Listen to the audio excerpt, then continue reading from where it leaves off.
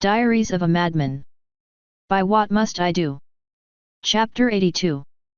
New Friend, S. I woke up cuddled next to the horrifying abomination commonly known as chrysalis.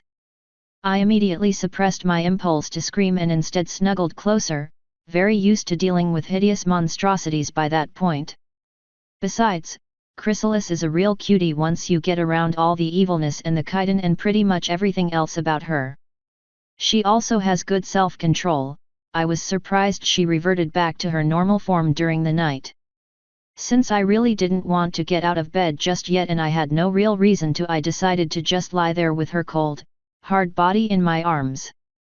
I can't imagine queens get many chances to sleep in and relax, so I knew she would be happy to be able to. And it was always nice to be held, so I wasn't complaining. I was still drifting in and out, my eyes closed, when she shifted and then pulled away from me. I heard her lightly hum as she pulled the covers away. "Morning wood," she whispered. More like breakfast. Well, if I'm asleep, I can't really stop her. I heard a wet smack in my head and assumed Flo face-palmed. A few minutes and some much-needed relief later, Chrysalis gently brushed her hoof against my face. "Time to wake up, Nav," she quietly said. I blearily opened my eyes, grinning slightly when I saw her. "I was just dreaming about you," I whispered before sitting up. "I feel pretty good, too." "That is good to hear. I don't suppose I could trouble you for a snack before I depart? You always have a sweet taste. I suppose I can give you a good breakfast, then." She giggled and bent in, horn glowing. Just in time for Princess Gilda to slam the door open. What the buck? We both looked at her like a teenage boy being told his girlfriend is pregnant. "So, Gilda, this is Queen Chrysalis." "Chrysalis, this is Princess Gilda." "I know who she is," Gilda shouted. "What is she doing here and why is she trying to eat you?" "She was visiting someone nearby and needed a nice place to stay. I offered her my bed. And she's trying to feed off me because she's hungry. It affects me differently than it affects ponies, so she might as well feed off me instead of someone else. And besides, could you say no to that adorable face?" Confusion reigned on Gilda's face as I'm sure she was feeling rather conflicted. Eventually, disgust won out and she just walked out without a word. Chrysalis sniffed. "Griffins." Her horn lit up and the door closed. Now, where were we? Taya and I walked in relative silence to the party that was taking place in the park. Everyone else but the Naga was invited, though only Doppel decided to go. However, she was apparently too cool to be seen entering with us, and was planning on leaving to get to it later. Chrysalis left shortly after feeding on me, so she wasn't going with us. Cadance was still worried about getting seen, even though just about everyone knew at that point that she was in my house. The Naga wasn't invited because I knew how he felt about gay relationships. Taya only went because I was going. "So, what do we do if it gets violent?" Taya suddenly asked. "You immediately leave. I'll try to calm everyone down. If push comes to shove, I'll extract her myself." "I'm not leaving you, Daddy." "Then get ready to throw up a shield if I tell you to. We are not going to hurt anyone today. I'm pretty sure it won't come to that. Ponies are pretty docile." "I'm not very docile." "Sure you are. You're too cute and cuddly to ever hurt anyone. Aside from blue blood." But that was, for the most part, a generality.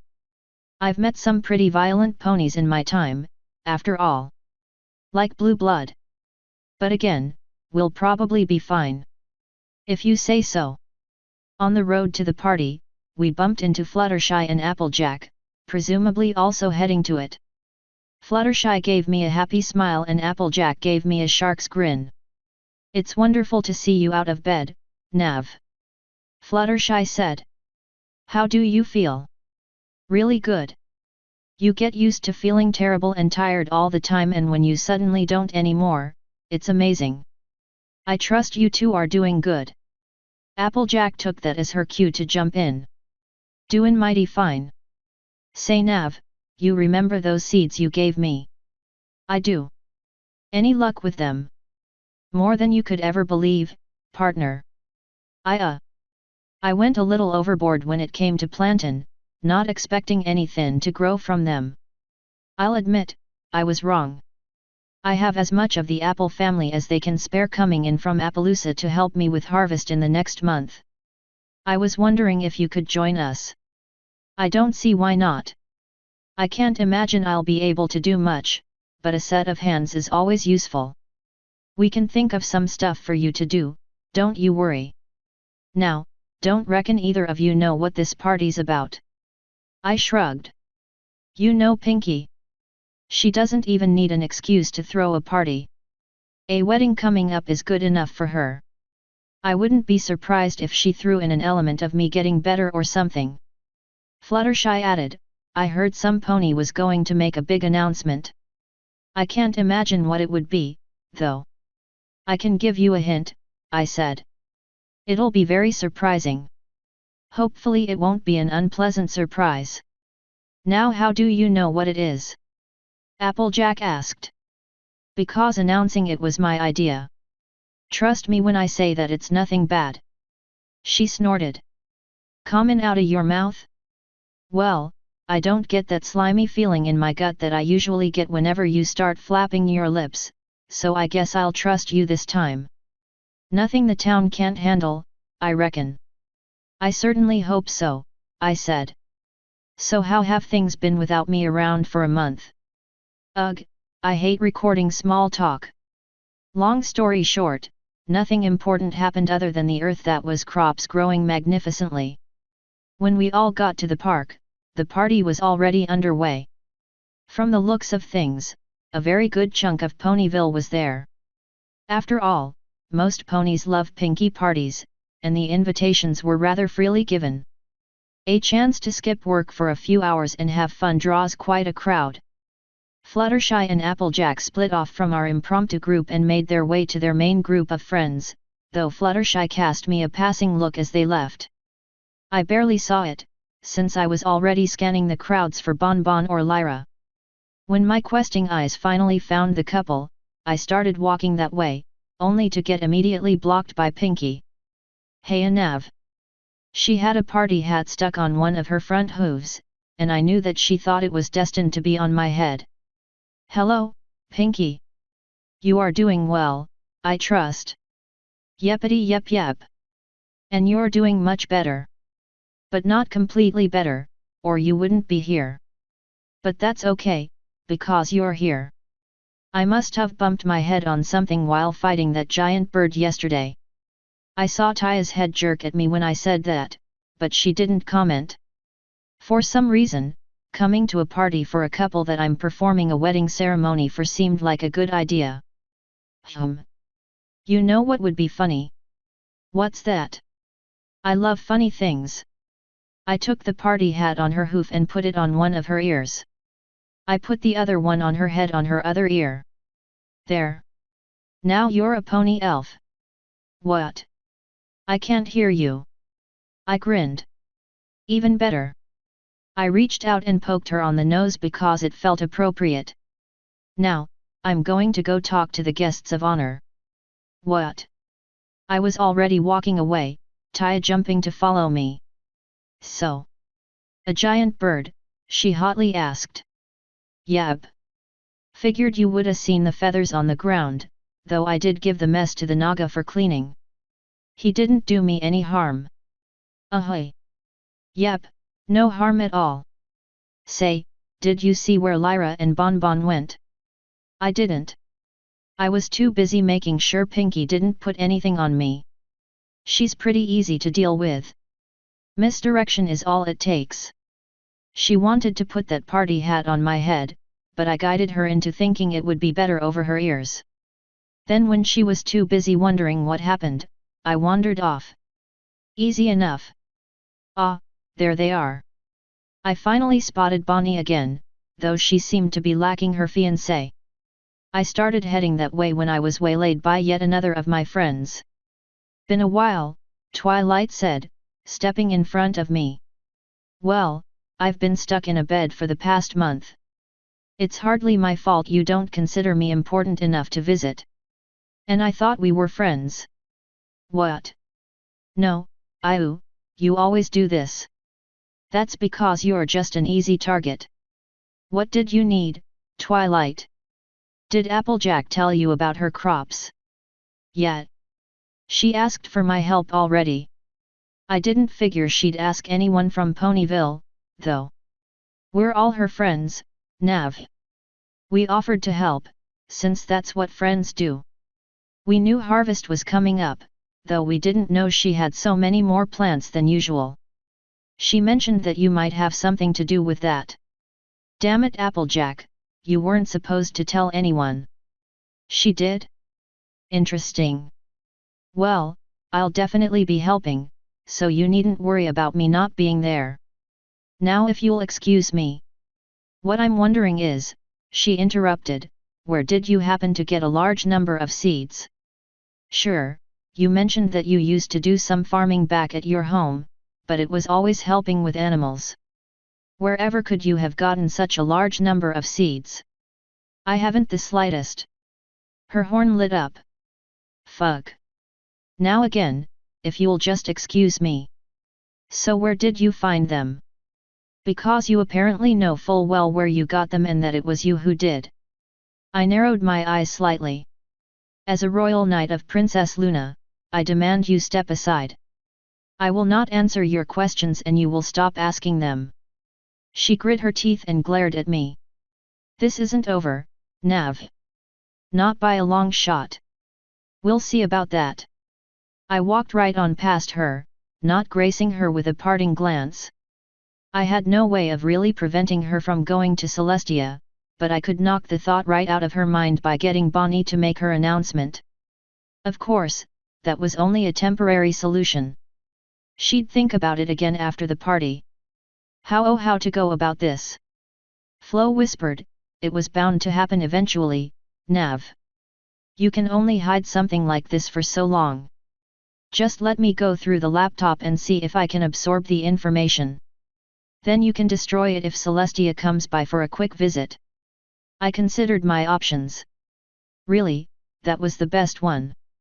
I couldn't trust that thing with anyone in power, because I knew it would get fiddled with. I could perhaps leave it with someone like Dash or Fluttershy, getting a promise to tell no one about it and to never mess with it. Or maybe Bonbon and Lyra. But those were concerns for another time. I tried to wipe the frown off my face as I renewed my search for Bonnie. Imagine my surprise when she popped up next to me instead. I was starting to think you'd never come and talk to me, she said, sipping on some manner of punch. So I decided to find you instead. I have very needy friends, I said by way of answer. So have you two decided how you want to do it yet? She nodded. Pinky set up a small stage for when we're ready. We decided to wait a little while for any stragglers and for every pony to feel at ease. Nervous? A little. You and Lyra keep saying it'll be okay, but I can't help but think. Well, it'll work out, won't it? And you'll be there in case anything happens. I don't plan on going anywhere, no. If you want me to be near the stage when it happens, just tell me when to be there. All right. And we've decided that if all goes well, we want to start doing wedding things in a week. So practice in a week, actual wedding a day after that, then big wedding a day after that. If it gets big, of course. All right, that'll be easy enough. I'm sure we each have our lines memorized by now, since we each only have a few short ones. You guys have a venue set up yet? We were waiting to see how everything turned out. That's not a problem, is it? Nope. Just make sure you get a place set up before you send out wedding invitations. Sure would be a shame if the location is a bust and you have to send out more invites. You won't have to worry about that. We'll be sure about any location we get. Thankfully, we won't be bringing in any pony from too far out of town. Your family won't be coming by. Don't think that would be a good idea. I haven't seen them in ages. It would certainly be strange for them to see me now, all grown up and completely changed. Meh. Up to you. It'll look strange to have only half of the chapel full, but I'm sure that won't matter too much. Half the chapel? What do you mean? Where I come from, the bride's family sits on one side and the groom's or the other bride's, I guess sits on the other. She shook her head. Here, every pony is intermixed, to show that two families become one. It doesn't always work perfectly, but it's a nice sentiment. But only Lyra's family and a few of our closest friends will be at our marriage anyway. And the chapel, or wherever we decide, probably won't be that large. Alright. Looks like I need to do some more research on your marriage customs, then. But since all I'm doing is following my lines, it shouldn't be much of a problem. For now. But when you get yourself a special some pony, it'll be good to know. And a wedding is a pretty good place to find one, you know. Oh boy, the look on her face. I'm not in the market right now. Oh, are you sure? I know just the mare for you, too. And I'm sure I could find a stallion instead, if that's the way you lean. I am quite sure, thank you. And I prefer females, not that it really matters. She sighed. Oh well. Maybe we can get you some pony on Hearts and Hooves Day. You have that nice, big house, now you just need a wife to share it with. Speaking of that, I have a proposal for you and your wife-to-be. Can you? Before I could get anything else out, the noise of a dinner bell cut me off. We both looked where it was coming from and saw Pinky banging away at it on a platform, Lyra standing next to her looking abashed. Bon Bon sighed and whispered, "Come on," when Pinky stopped. She started trotting through the crowd that slowly gathered around the platform. I followed at a more sedate pace, since I had less distance to travel, I just needed to be near the platform, not on it. Lyra was starting some manner of speech, thanking everyone for being there. I wasn't really paying attention, too busy watching Bonnie pick through the crowd until she got to the stage as well. When she did, Lyra finished her speech with, "Now, for our big announcement. Bon Bon, dear, would you like to tell every pony? It is my announcement. Every pony, I've been lying to you all." There were a number of gasps and Pinky jerked back. "I knew it!" Pinky shouted. "I knew you took the cookie from the cookie jar." Bon Bon blinked. "Who, me?" "Yes you." "Couldn't be. I don't." Pinky gasped, cutting her off. "Then who?" The crowd started grumbling as all the ponies looked at each other with accusing glances, each wondering who had been the one to steal the cookie. Bon Bon and I both face whatevered. After about 15 seconds of letting the ponies talk, Bonnie shouted, "I'm a changeling," and dropped her disguise. "There. It couldn't have been me that took the cookie, I can't even eat pony food." There were a few shrugs in the audience as they realized this absolved her of the guilt. That continued for a few seconds before the realization hit them and they all jerked their heads back to the stage, eyes filled with a mix of horror, confusion, and an inkling of anger. Bon Bon seemed to notice that and continued, I've been like this the whole time. There never was a Bon Bon, not a real one." She was looking down at this point, unable to meet the eyes of the crowd. It was all an elaborate ruse. She finally looked up, a tinge of pride coming to her voice as she continued, "But I love Lyra. I love her and we will get married." Lyra stepped up next to her, throwing a front leg around Bonnie's back. "Yep. I love her, no matter who or what she is." The silence seemed to stretch, with the audience seemingly getting more and more upset, before Twilight stepped forward, a concerned expression on her face. "Bon Bon, if that is your name, now I've known you since I got to Ponyville. And I've known Lyra for longer. For every pony's peace of mind, would you and Lyra consent to having Lyra's mind checked for charm magic? Every pony knows how Chrysalis ensnared the mind of my brother, Shining Armor. Lyra glared at Twilight and was probably about to yell at her when Bonnie put a gnarled hoof on her neck, shaking her head. Of course, Twilight, Bonbon said. We have nothing to hide. I stepped forward at that point. Wait a second, I said. Lyra had her mind torn into by Chrysalis before the royal wedding.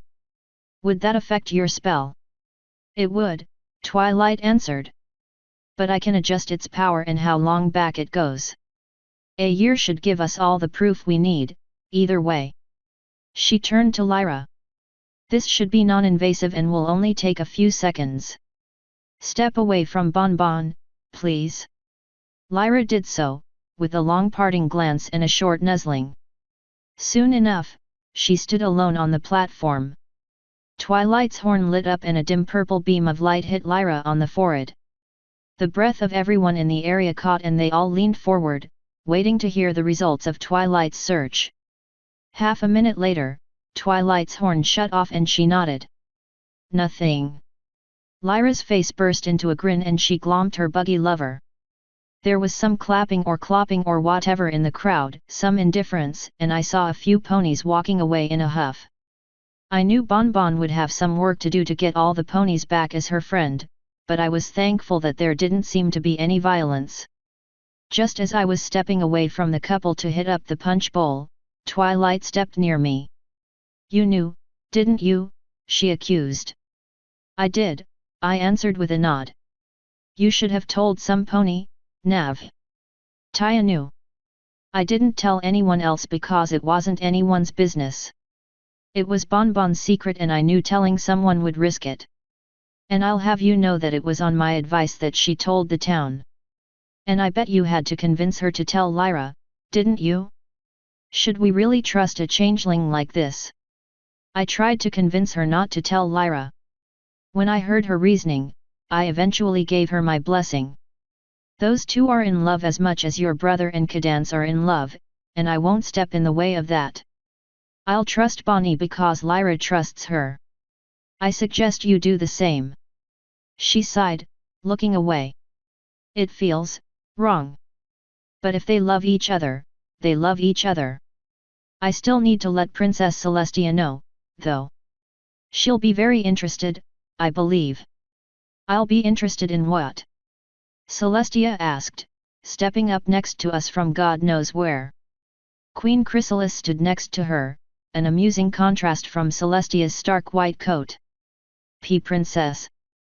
Twilight stuttered before hastily bowing. I noticed that a number of other ponies around us were prostrated as well. Rise, every pony. I heard there was some manner of announcement here that I might be interested in. Did I miss it? I'm afraid so, I answered with a shrug. Long story short, Bonbon's a changeling and she's marrying Lyra, who isn't a changeling. Pretty simple, really. Celestia smiled. Well, that's wonderful news. I'm always happy to hear that my subjects are happy and getting married. I take it this is the couple, she asked, looking over to Lyra picking up a somewhat bedraggled changeling. They both gulped and nodded. I don't suppose you would mind talking to me in private, would you? I have some questions I would like to ask. Lyra answered, of course, princess. Come on, honey. She casually tossed her lover onto her back from her position on the ground and began following Celestia to Twilight's library. Chrysalis and Twilight followed. I wanted to follow, but instead I gave Bonbon a thumbs up and said, time to go, to Taya. My plan was to get gone before Celestia realized I wasn't following. Thank God, we did. That gave me time to let Flo attempt her voodoo on the laptop before Celestia came by. We got out of town at a fast walk, heading back to my pad. So why are we going back so soon? Taya asked. We just got there. If you want to stay, by all means. My job is finished and I need to do something back home. I won't stop you from staying, if you're interested. No. I'm not a fan of parties. I'm fine with going home. Well, alright then. When we get home, if you see Celestia coming up to the door or to my room, delay her as much as possible. I have a feeling I'll be getting a visit from her or Twilight soon. Why? What was Twilight talking about when she mentioned the seeds? Another gift from home. I brought a few things back. One of those things was seeds. I gave those seeds to Applejack and she grew plants for me. She was also stupid enough to tell fucking Twilight that she got them from me. So now I'll have to deal with Celestia and Twilight on my case, asking where I got them. This might lead to the laptop being destroyed. Can't you hide it? I could try, but I'd rather destroy it than risk Celestia getting her hooves on it. I could put it in my gene box. I think there was a setting on there to atomize everything if the box gets tampered with or forced open. I'd have to look over it again. Why not give it to Gilda? Because she'd look up how to make weapons. I might have a way of backing up all the information. I very sorely hope I do, because I might not have this laptop after today. Why can't you just tell her to leave you alone? I'm certainly going to try. No promises about how it'll end. If all else fails, I'll try seducing her. Maybe that would distract her. Flo just sighed at that. Seems to me that if she doesn't listen to you saying no, she should be put down. That is the kind of thing you need to keep to yourself. Killing Celestia would bring more problems than it's worth and I don't want to hear you bringing it up again. She didn't reply, but I knew what she was thinking. We got back to my house in a silence that made me wonder why she was spending time with me. I mean, we're both bad at small talk, so there tended to be long pauses in conversation. We don't really have many common interests. I don't know, maybe it's just a child thing. Right about the time we were getting back, Doppel was stepping out the door, all dolled up in a cute dress and what looked like blush on her cheeks. She sighed when she saw us and her tail and ears drooped. Is the party already over? Nah, we just left early. The big announcement's done and I figured I was no longer needed. So I can still go. Sure, knock yourself out. If you see Celestia heading this way, do your best to distract her. Other than that, stay away from married guys and you're good.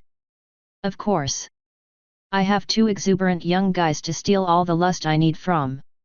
I just like looking good sometimes. I shrugged. More power to you. Have fun. She grinned, showing off her fangs. Oh, I will. Her wings lifted from her dress and she jumped into the air, buzzing off toward Ponyville. Taya and I stepped on inside. I immediately went upstairs to get to my laptop. Taya followed me, because that's what she does. It would probably be best to remove her once I got Flo into the laptop, but she could hang around until then. Freaky was also chilling out up there, since he knew how important I considered the shit in my office. He followed us in. So how are you going to back it up? She asked as I pulled the laptop from the locked drawer. I booted it up and answered, a secret. One I'm not certain you should know just yet. At least give her the hint, Flo whispered. But it might not hurt. Are you ready? By way of answer, I felt something gently trickling from my ears. Taya gasped in surprise as some of Flo dribbled down my arm, connected to the laptop. Taya, do you remember how I said that I have a voice in my head? And that I talk to her sometimes? Meet Flo. Taya's mouth just dropped. Yeah, that was my reaction.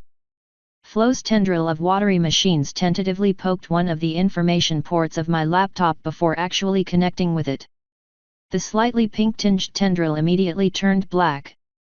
Flo. Not once had I ever seen her as that color. She didn't or couldn't answer. I resorted to gently stroking her watery form, trying to give her some manner of comfort. What's wrong? Taya asked.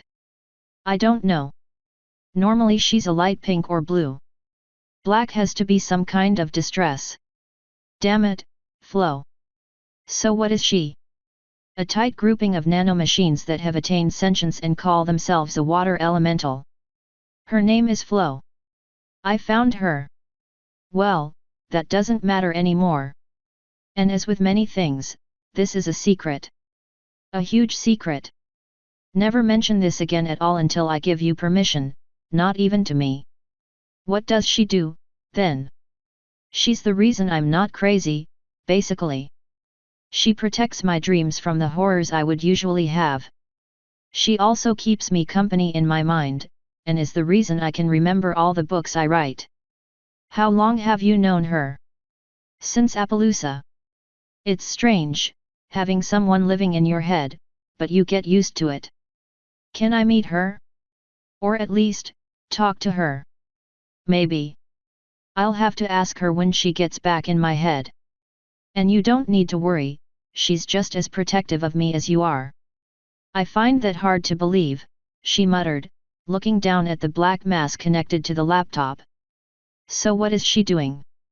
Trying to back up all the information, copying it for herself. This way, if I do have to destroy the laptop, I'll still have the information. But then no one else can use it.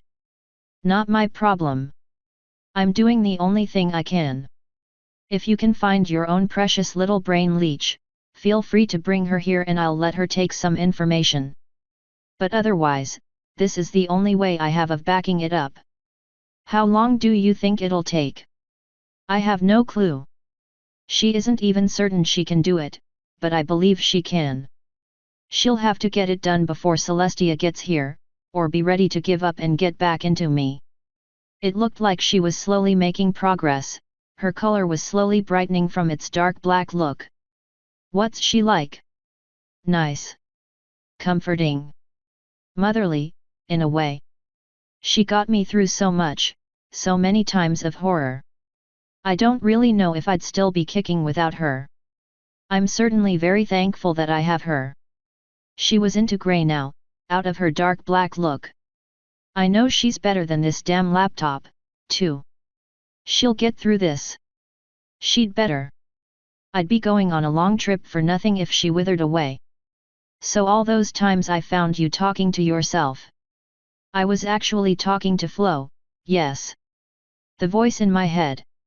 I may be crazy, but I'm not insane. I never said you were. Didn't stop you from thinking it. She didn't have an answer for that one. We lapsed into silence for a few moments, Flo still steadily turning colors. I don't know how much time we have. If Twilight told Celestia about the crops, she could be on her way here already. I was wearing my ring, so she'd probably have to get here the old-fashioned way. Can you wait downstairs, get Cadance and the Naga, and distract her as long as possible if she does come in the front? How? I don't care. Anything short of attacking her works for me. I'd rather give her the laptop than let her find out about Flo. If Cadance asks why, tell her I said it's extremely important. Okay, Daddy. She walked over to the door and put a hoof on the handle before looking back and saying, I love you. I love you too, Taya. And don't worry, we'll be fine. It's just another little bit of subterfuge. Right. She opened the door and left, letting it close behind her. It was just me, Freaky, and Flo left. I wanted to get up and lock the door, but I really didn't want to leave Flo sitting there alone. But I also needed to get to my safe, which meant I had to leave her anyway. I sighed and rubbed her one last time before saying, I'll be right back, I promise. There was no answer, of course. I hesitantly let her go before jumping up and running over to the door to lock it. Then I ran to the safe and laid in the wall and opened it. I pulled the jean-locked box out and slammed the safe shut, not bothering to lock it again, there was nothing else in the damn thing anyway. Finally, I sprinted back to my chair and sat down, taking Flo back in my hand. I didn't know if I was helping, but it felt right to be there for her. While one hand was busy with her, the other opened the box. Inside were a few important documents, the gender stones, my magic key, a small stash of gold, and some other, less important things. What I was interested in was the little command console at the top that I never really looked at all that much. I poked around the thing a little, looking for some settings. It didn't take me long to find them. The console wasn't that difficult and it was obviously made for someone that wasn't all that great with computers. There was one thing that cleared all owner data, one that said the next user would be added to the database of owners, one thing that turned self-destruction status on or off, and a few other options. I reached inside the box and removed everything, shuddering slightly as my hand pulled out the gender stones. When the box was emptied, I turned on the self-destruction option. I didn't have an instruction manual, but I was hoping that option would destroy whatever was in the box if it was forcibly opened. I was planning on putting the laptop in the box when Flo was finished. Which seemed like it would be soon, given that she was closer to white than black at that point. Come on, Flo. Kick that thing's ass. Or something like that. I imagine if her tendril had eyes, they'd be rolling. Either way, she didn't answer. Unfortunately, I had a very bad feeling about the next few minutes. That bad feeling came from me remembering that I have a tinted window behind my desk that I could use to watch Ponyville. More specifically, it came from seeing Celestia, Twilight, and 2 guards walking through my gates. Freaky whined when he sensed my reaction. Fuck. Flo, we have, like, 5 minutes. Get whatever you're doing done and get it done quickly. Once again, there was no response. But I did begin putting everything I pulled from the box into various places on my desk in preparation for Celestia's entrance. Flo was almost back to her original color, thankfully. I have no idea what that signified, but I was assuming it was a good thing. I didn't even care if she couldn't get all the information. At this point, I just wanted her to get back into my head where she was safe and I could hide the laptop. A quick look out the window showed that Celestia and company were in the house. I closed my eyes and said a quick prayer that no one heard and picked up my stroking on Flo, nervous and worried for the first time in a long time. Just when I was about to give up hope and just chuck her and the laptop under my desk, the sliver of water spasmed and disconnected from the computer. I hurriedly lifted Flo to my ear, letting her slither back inside. Closing the laptop and shuddering from the feeling of having something entering my ear, I slipped the machine into the box, closed it, and pushed it onto the floor next to my desk. As an afterthought, I kicked it under the desk, where no one else could see it. I managed to lean back in my seat before the doorknob lit up and the door slid open, automatically unlocking. Well, that was fucking rude, I commented, pulling a knife out of a hidden sheath and picking at my fingernails with it. Freaky began quietly growling, standing in an aggressive stance. I didn't want to make you get up, Celestia answered, stepping inside. Twilight followed her, a smug smirk on her face. Celestia casually walked over to the front of my desk and eyed the chair I had set up before using magic to move it aside and summoning a couch from somewhere. She plopped down into it, still completely ignoring the angry wolf in the corner. Now, I've heard you might be hiding something of interest from me. You don't say. Freaky. The dog snorted and stopped growling, but still glared at Celestia. Is there perhaps any truth to that? Sure is. I see. Is it something that I should know about? That's certainly debatable. Me, I'd say no. She lifted an eyebrow. Is it something that I think I should know about? Probably. I set the knife on the desk and leaned back. Freaky inched forward, ready to pounce. And are you going to tell me? Not a snowball's chance in hell. She shrugged. Then I have no more business here. She stood, lighting her horn up to dismiss the couch. Come along, Twilight. Twilight's smug expression turned to one of shock as Celestia turned to the door. But Princess he's hiding something. Something important. I just know it. And it isn't our business. He would tell us if it was something dangerous. She didn't even stop for that reply. Celestia just let herself right back out. Freaky sat back, tilting his head in confusion. Twilight stood there staring at the door for a few seconds, dumbfounded. To be fair, I was just about as surprised. I was expecting a full fucking royal inquiry or something. She finally whispered, I don't understand. After a few seconds to consider, she whirled on me. This is all your fault. What's my fault? The princess ignoring me. What did you do to her? No clue. I was expecting her to rake me over the coals or something. Hell, never expected to get out of the country with this secret intact. Celestia's more of a bro than I thought, I guess. Ah well, out you go. Her eyes narrowed.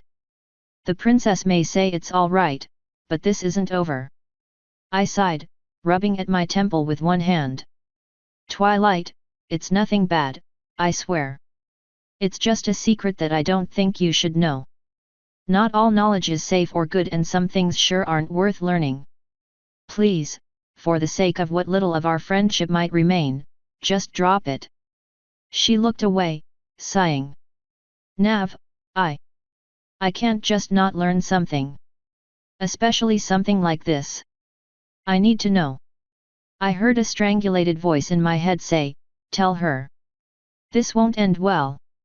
I nodded at the door. Close the door and pull a chair up. What we're about to discuss goes fucking nowhere. Her face and horn lit up as she pulled the door shut with her magic and slid the chair over with her magic. She did her best to sit down, staring at me with a huge smile. I twisted the ring around my finger, staring off into space as I considered how to go about telling her. Finally, I nodded to myself. Once again, no one can know of this. It's only a matter of time before Celestia learns anyway, but the longer I have, the better off I'll be in the long run. I found a way back home, to Earth. The seeds I gave to Applejack came from there. How'd you get back? She interrupted. I ignored her. I got a few other things, too. Nothing you need worry about, of course. Just some clothing and some technology. Nav, we can study anything you brought back. Maybe even reverse engineer it. Funny thing about my home, too. You remember how you always thought I came from an alternate dimension? She nodded. I came from the past, Twilight. All the humans are dead now. And here's the kicker, damn near every one of the people I ran into back there refused to consider me a human. So my race is extinct now. I always did feel like I was the last man standing. Guess it's true, now, I sighed, closing my eyes and letting my legs just slip further under the desk. There's the secret, Twilight, I went home and brought back pain. Leave it to me to find a way to make a good day bad. After a few seconds of silence, I felt a gentle nuzzle on my arm before Twilight pulled me into a hug. Nav, what happened to us? She whispered. We used to be such good friends. And now we're treating each other like enemies. Time changes everything, I morosely answered. Just, don't tell Celestia about this, Twilight. She doesn't need to know, I didn't bring back anything that will hurt her ponies. I just want some comforts from home, some souvenirs from a life I can't have anymore. All right, Nav. I trust you, Celestia. Take me for a fool. It means a lot, Twilight. It feels like I can trust so few people anymore. It's nice to have someone I can rely on. Nav, you know you can rely on all of well, you can rely on some of us. Cadance, me, Applejack, Rainbow Dash. When have any of us let you down?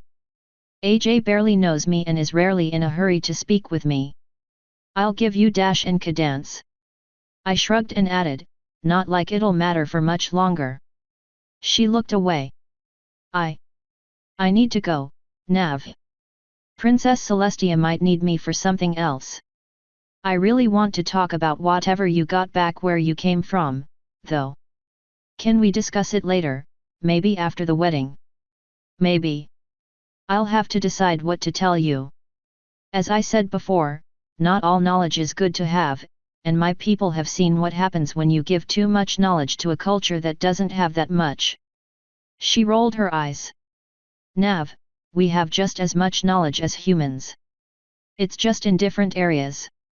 After all, you don't have any magic. And I thank God for that. Magic holds this place back. But that's a debate for another time. Go and pleasure your teacher, or whatever. Ugh. You're horrible. Go for her ears. They're really sensitive.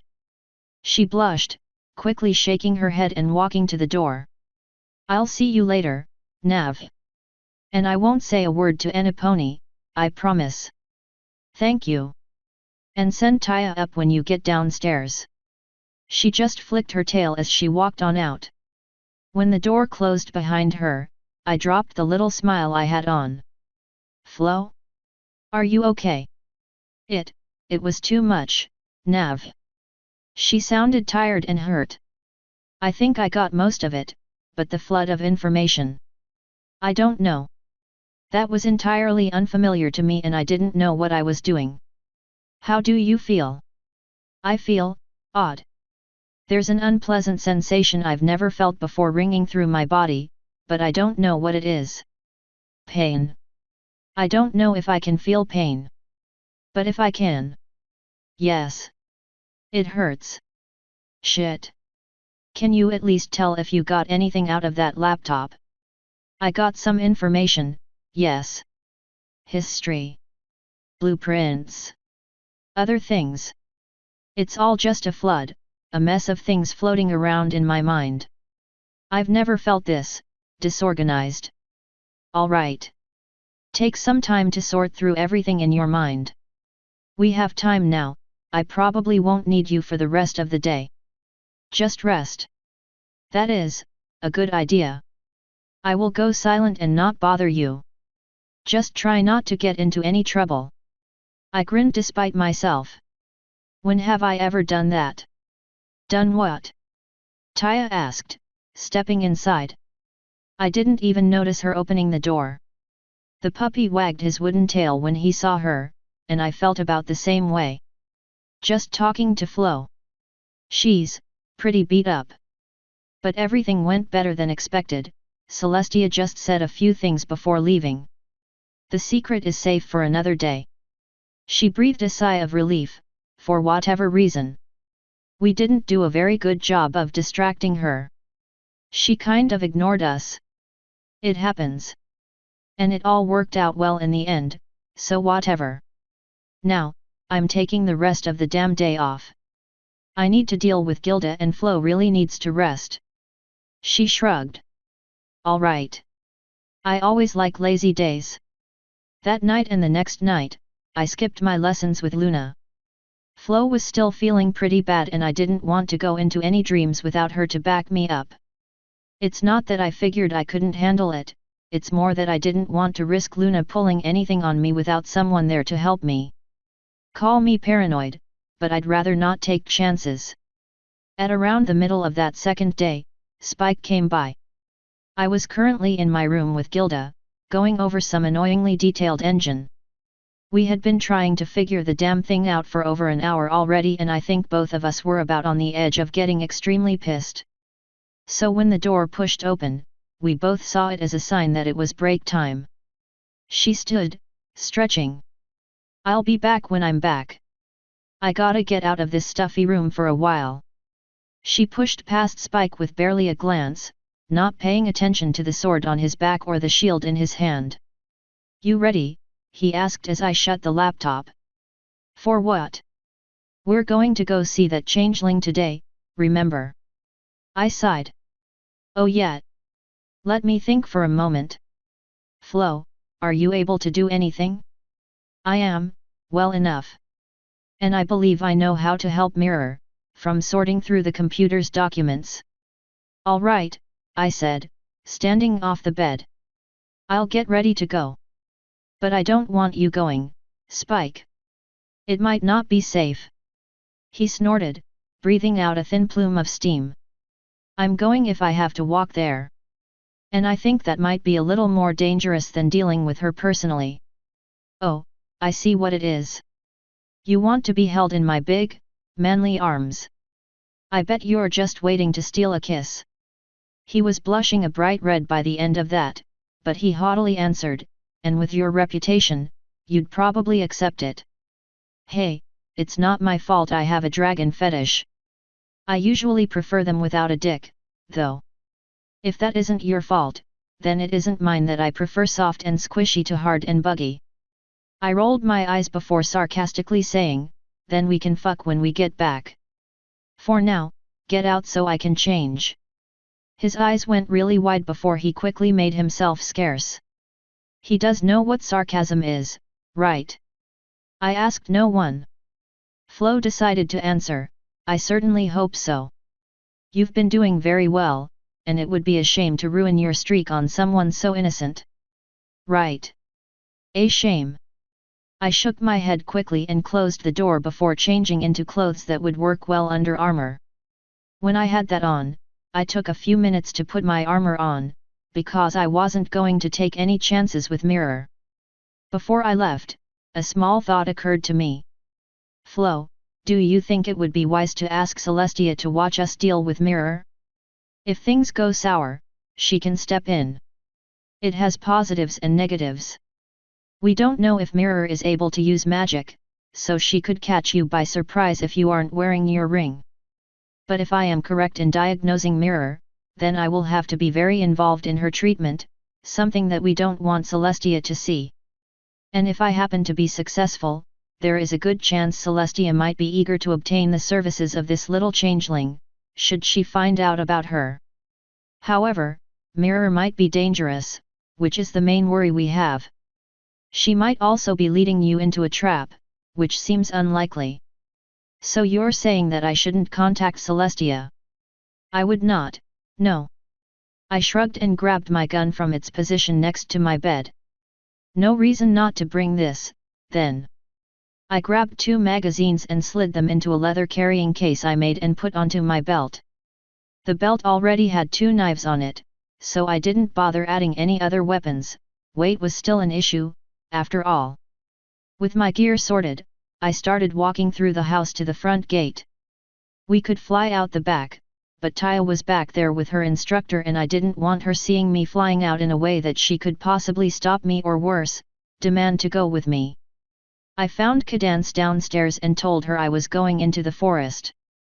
She grunted by way of reply, too busy doing something with her foal to do much else. Spike was standing under the gate outside. Thankfully, he apparently remembered that if we were flying, I couldn't carry much weight, and thus only had his sword with him. I walked on over. Last chance to back out, I said. I wouldn't blame you if you did. I really don't want to risk this, personally. I'm going, he answered, nodding his head with a grim finality. A shame. Well, come on. She didn't give us a time, so we might be waiting there for a while. And she might already be there.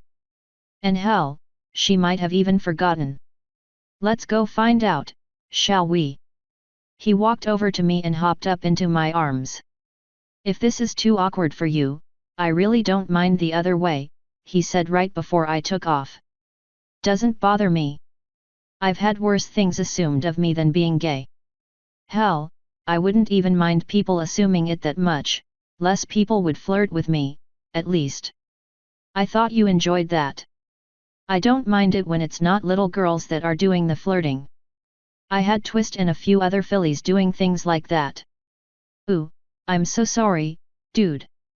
Twist scares me sometimes. Yet. As long as she doesn't go misery on me, I can deal with some minor flirting. Misery. Something from my world, a book. A woman kidnaps her favorite author, breaks his legs so he can't leave, and makes him write his book so that it has her preferred ending. I don't want something like that happening to me. Yeah, I can understand that. Nav, humans are pretty twisted. Yep. The conversation lapsed at that point, which was good because I needed to pay attention to flying. Until. So what if she does turn out to be dangerous? He asked. Then I'll take care of her.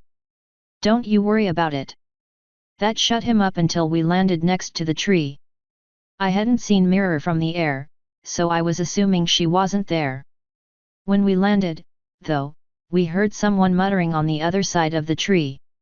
I put my finger to my lips so Spike wouldn't open his mouth and listened. Of course he'll come. He said he would. Navarone wouldn't lie. Would he? Her voice changed pitch and tone.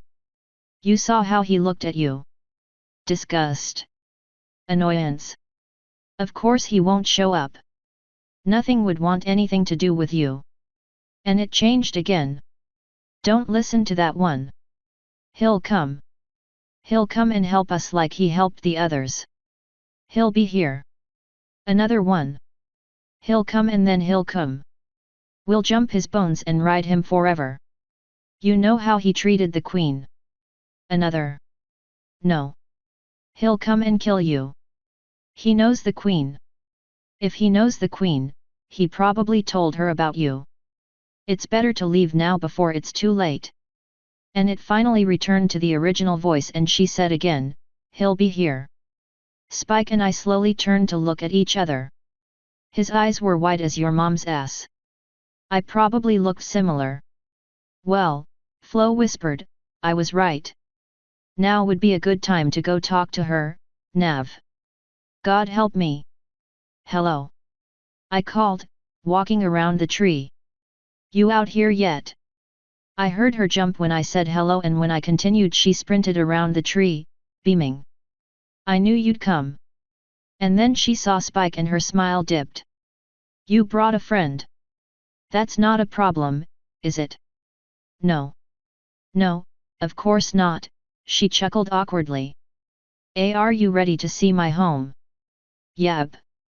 We flying there or is it close enough to walk? We'll fly. How is he going to get there? She asked, looking at Spike. I'll carry him. You just lead the way and we'll follow. Oh. Well, it's not far. I grabbed Spike and nodded at her.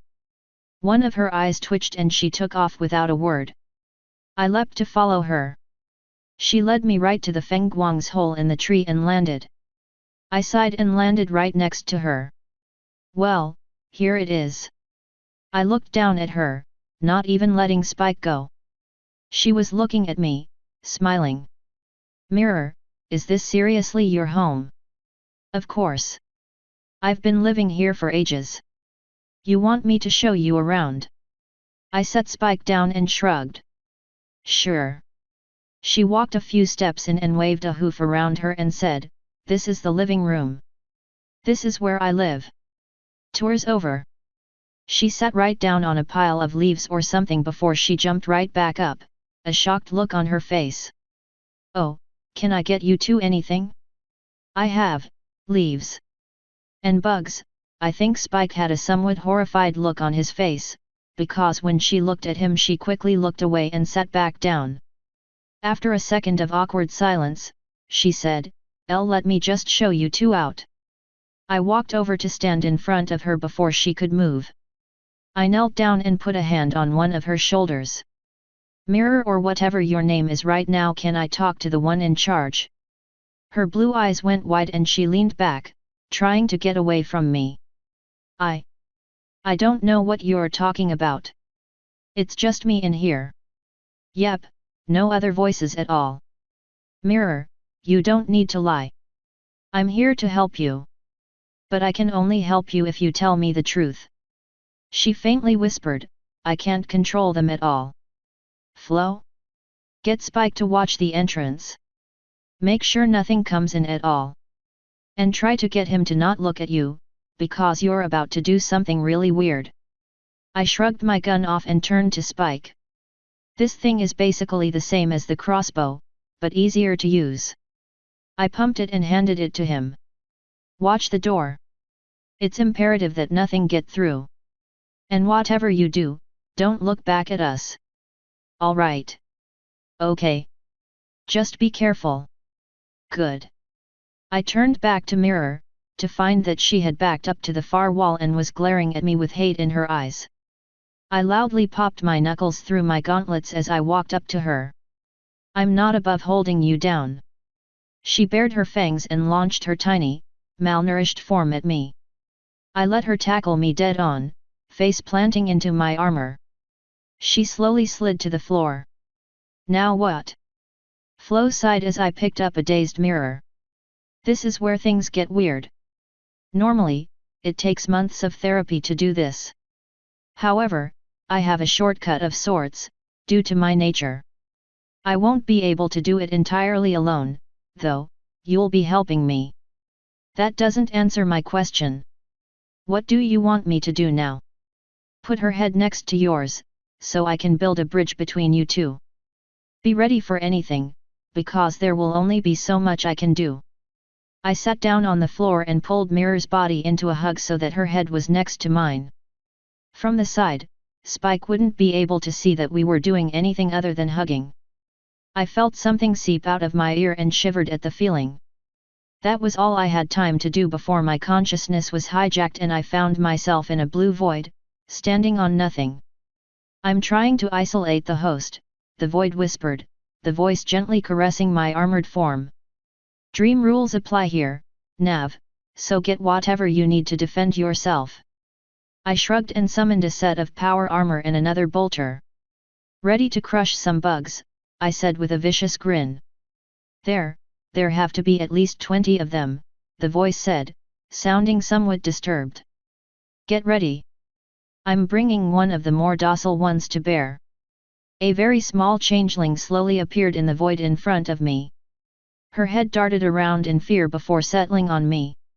I instantly removed my armor, losing about 2 feet in height. I covered myself in clothes that didn't look as horrifying and knelt down toward the scared changeling. Hello, I gently said, slowly reaching a hand toward it. The changeling eyed my hand with wide eyes until I cupped its chin and lifted its face up to look me in the eyes. What is your name? Aiken, it answered. The voice sounded boyish and since changeling males and females looked the same to me, I was assuming it was a guy. Where are the others? Quarantined, for the moment, I answered. Tell me, who is the original? What is she or he like? I don't know. The others never let me out. What can you tell me about them, then? His ears jerked down and he pulled away from my hand to look away. Some of them are mean, hateful. Some of them seem to barely be there, little more than images, split seconds of emotion and nothing more. Mirror, Polly, Ivo, and Eva are the strongest, and they come out the most. Mirror is lustful, doing anything she can to get a cheap thrill. Eva is eager to please, kind. Polly is the outgoing one, that tends to get all the work done. He trailed off at that point. And Ivo. He squeezed his eyes shut, lying down and covering his face with his hooves. I gently reached under him and picked him up, sitting down and cradling him like a baby. Tell me about him, I said, holding him tight. He can't hurt you in here. He's a monster, the tiny changeling whispered, eyes locked onto mine in fear. Cruel and mean. He does whatever he can to make others suffer. We can't have that, now can we? I looked up to the void. Flo, now what? Now we find one that we can deal with that knows who the original is. I counted 22 different personas. Whatever she went through, it was horrible. Aiken jumped in fear when he first heard the voice, but he calmed down when he realized how kind it was. Who is that? He whispered to me. You aren't the only one who has company in his head, I said. This is Flo. She's going to help you. Flo, can you get Eva in here? She might be our best bet. I can try. However, she can't see Aiken. I'll need to send him back.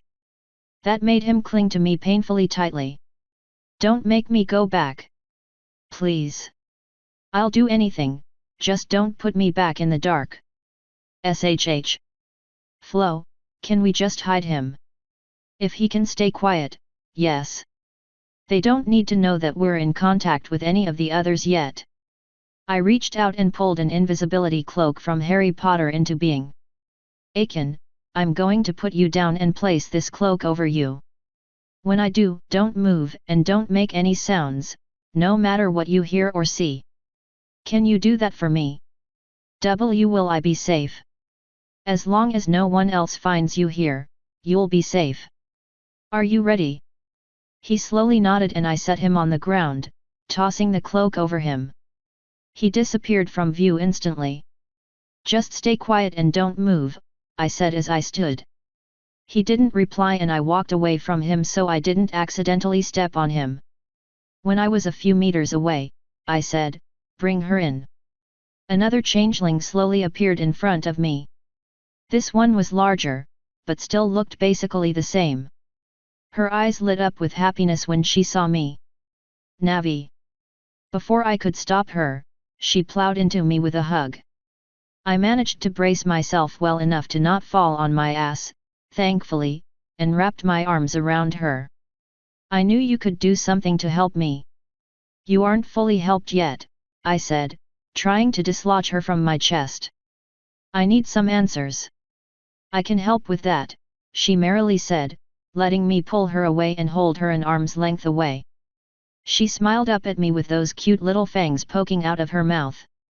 What do you want to know? Who was the original? And there went the smile. My brother, Ivo. You don't want to meet him, though. He's mean, even if he has a good reason. Your brother? So you were the second. Yep. The hive needed more females and since he fed off anger anyway, Daddy made him turn into me. He didn't like that. Mommy and Daddy were less than pleased with his reaction. I was second, Mirror was third after a failed attempt by Daddy to make Ivo behave. Polly was fourth, and then a bunch of other things happened that I don't remember much about and now there are tons of us. It's never lonely, but some of them are real jerks. And when some of them take over, things get ugly. I set her down and took a few steps back. Flo, what now? I wasn't expecting the violent one to be the original. Eva, I'm going to send you back. Nav and I need to talk. Ooh, you sound nice. Who are you? My name is Flo. I keep Navarone company. Now, you're going back. Before Eva could say anything more, she disappeared. Nav, we have a small dilemma. By all rights, this is Ivo's body. However, he doesn't seem like someone that we should release and give main control. Yet, he sounds like a fucking dick. And according to Chrysalis, all changelings that feed on anger eventually get fucked anyway. I say we deep six that asshole and let Eva take over. Should that be our decision to make? It is not our body. Shouldn't we let her personalities decide? Hell no. Bitch is crazy. We can't trust her to make rational decisions. And honestly, what do you expect they'll say? No one wants to die. She was silent for a little while, considering. I don't know what Aiken was making of what we were saying, but he was still silent. Eventually, Flo said, we'll need to get the major personalities together. No more than 4 can coexist peacefully. I'm going to bring in Eva and Polly. They'll have to decide who else gets to continue existing. All others will be integrated into them. Well, bring em on. Flo went silent and a moment later, 2 changelings appeared. They looked at each other in complete shock. Eva, one said in confusion. Polly. Eva sounded much happier, and hugged her counterpart. I always wanted to meet you in person. How is this possible? Polly asked, not participating in the hug. Because of Navi. Eva pulled away and pointed to me. He's helping us using the voice in his head. Yep, I answered. And we've decided that you two are going to be in charge in your body. From here, there are a few options. You can share the body with up to 2 others or you can all combine into one. How? Polly asked. We can't share with them. Someone like Ivo or Rage always takes over the moment we try to let someone weaker like Aiken take over. Flo whispered, if we start integrating the weaker personalities into some of the stronger ones, they'll become even stronger until there are only a few left. Or, as Navarone mentioned, one of you could take full control over the body and integrate all of the others. You'd be well balanced and more in control, but you would be alone in your mind. Either way, you need to choose. Eva opened her mouth to spout out some nonsense, but Polly spoke up instead. Ganger and Mimeo. They don't get out as much, but they'll probably be the most useful. But what about Ivo? Eva asked. It's his body. Why shouldn't he get to keep it? He's a dick, I answered with a shrug. Do you really want him in control? He's only mean because of what was done to him. Eva quickly shot back. You said he ate anger. I was told that those that eat anger don't last long. How long do you think it would take for him to break down again? Why go through all this work if he'll be back like this in another month? It just doesn't seem right. Polly put a hoof on Eva's back. Eva, this is for the best. Don't try to pretend otherwise. You know he would never willingly help us here. He doesn't want to change, he just wants to hurt others. We can't just kill him. It's not killing, I said, walking over and putting a hand on her back, joining Polly's hoof. It's integrating. His personality will mix with someone else's, if I understand Flo correctly.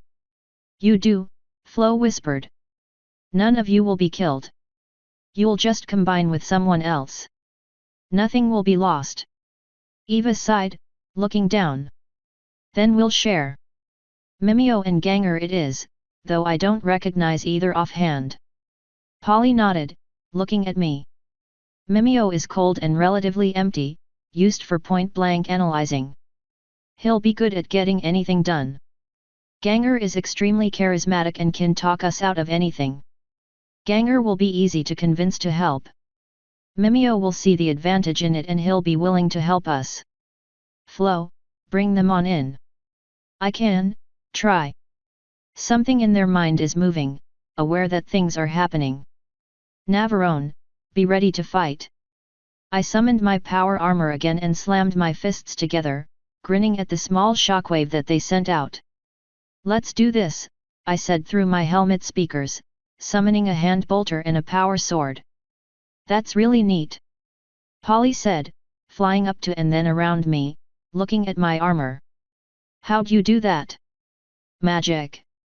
She landed on my pauldrons and draped across my shoulders. Pretty comfy. Could use some more cushions, though. Eva, come on up. I dunno. He doesn't look very happy. I snorted. This is a helmet. You can't even see my face. And honestly, you changelings are so light that I don't even feel her on my back. I could probably hold, like, 50 of you before I even felt it. If you don't mind, her wings twitched out and she flew up to the other one. This would be so much better without the armor. You know, a threesome might be in order before you guys get stuck in one body. Flo materialized a tendril of water long enough to smack me on the back of the head. Quit it, Nav. Now, I found the other two, I think. Bringing them in now. What's a threesome? Eva asked as the other two appeared. I'll tell you later, Polly answered. Mimeo, Ganger, we have a proposition for you. One of the changelings before me had pupils. The other had the same ice blue eyes that most changelings had. That was the one that answered, speak. The other said, what's going on? Is that you, Polly? Yes, I'm Polly, she said. Nav here, accompanied by the sound of a hard hoof hitting armor, is helping us. He said 4 of us can survive, while all the others will be integrated in with us. I decided that you two should be 2 of those to stay. What do you think? What do we get out of it? The blue-eyed one asked. Flo answered, equal ownership of the body. Cooperation will be required, meaning each of you will have to agree to work together. You can either share your time or share your tasks, it's up to you. Acceptable.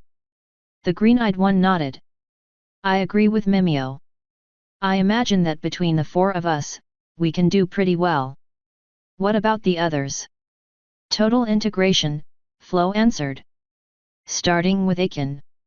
The invisibility cloak around the hiding one vanished, revealing a sleeping child changeling, curled in a ball. Polly sighed when she saw him. When Dad did that last punishment, he created Aiken and Mirror both. I feel so sorry for them, locked in that moment forever. He's been here that long? Eva asked. I never really noticed him. That's the point, Polly answered. Scared little colts don't want to be seen. They want to be ignored, even if they don't know it. So he hid from Daddy and from all of us. Only Mirror ever tries to spend any time with him, but he's terrified of her because of what she represents. His dad raped him, didn't he? I asked Flo. It would seem that way, Flo whispered directly into my mind. Do what you have to do, I said aloud. God fucking damn, I hate people. Polly, you'll get Aiken, Flo said. Navarone, I am going to need your help to do the next part. You need to go into their mind to drag personalities here. As long as you are in your armor, you should be safe. Just whatever you do, don't hurt any of them. I have no idea what would happen if you did.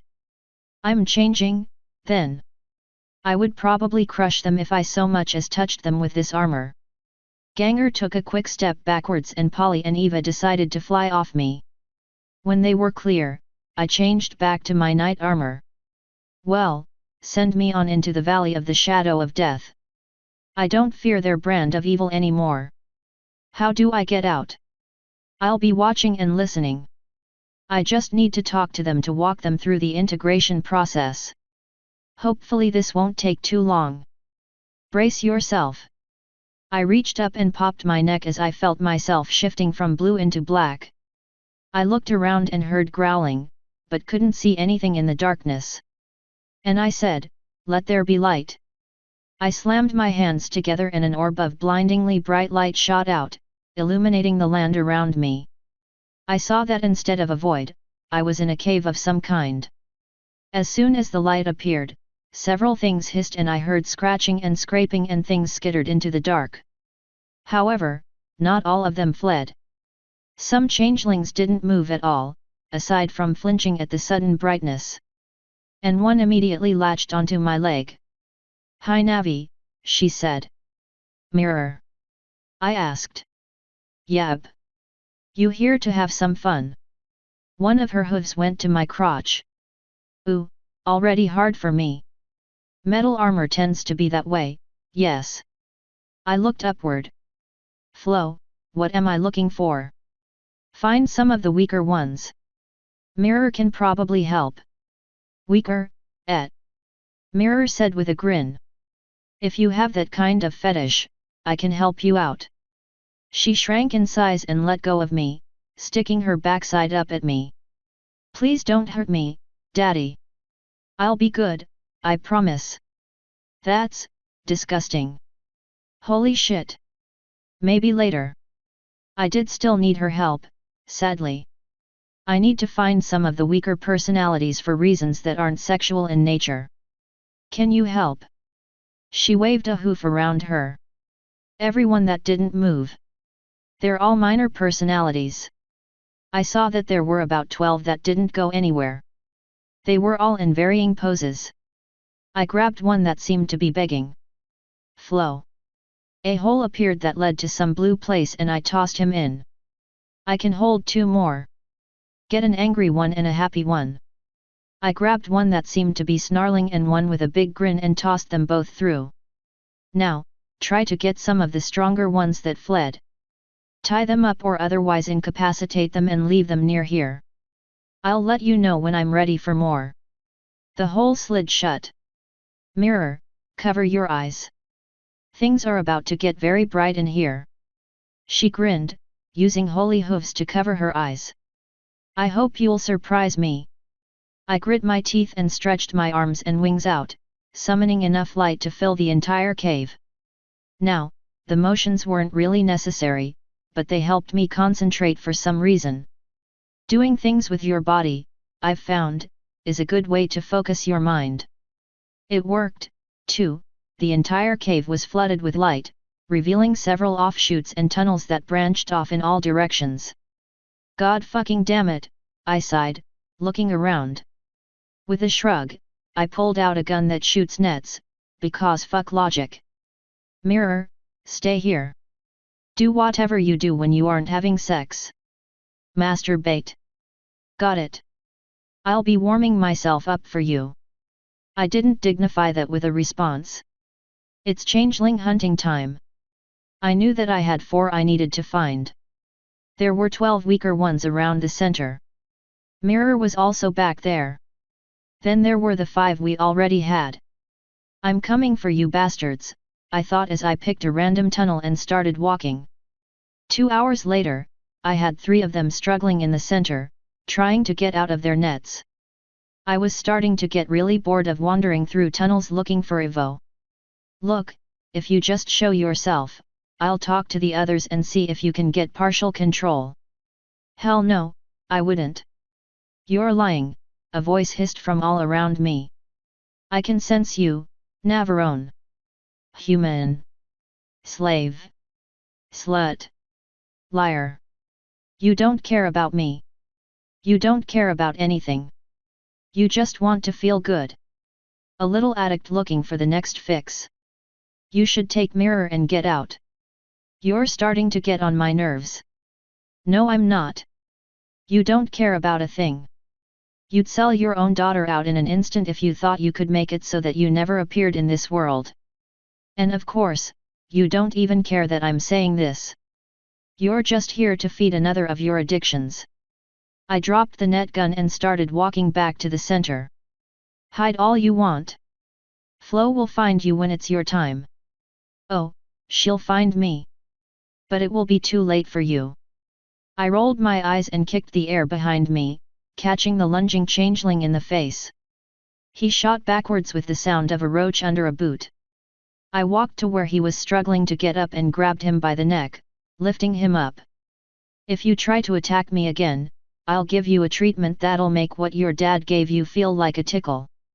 So unless you want your colon ruptured 7 ways to Sunday, I suggest you play nice. Leah, I slapped him across the face with my other hand, breaking one of his fangs. Attacking someone weak and helpless? What a man you are! I punched him in the gut, smiling as his eyes filled with tears. Yeah, I know I'm a bully. And I know that you're a weak little coward, someone I feel no remorse hurting. And I also know you're trying to get me to kill you. But don't worry, that won't happen. You'd be surprised what you can live through, after all. I gripped his tail with my other hand and dropped his throat, letting him slam into the ground. I whistled a jaunty tune as I began dragging him to the center. When I finally got there, I tossed him into the pile of the others that were still struggling. As an afterthought, I summoned some rope and tied him up using his leg holes and put a muzzle on him. Mirror licked her lips, looking at how he was tied up.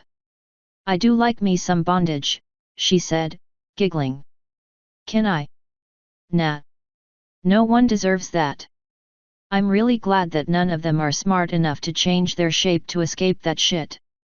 The next hour was spent periodically throwing changelings into a portal. Finally, it was just me, Mirror, and Evo. So what's all this for? Mirror asked as I finally tossed an extremely unhappy Evo through. Integration and shit, I answered. We're fixing this body so that only 4 entities remain, basically.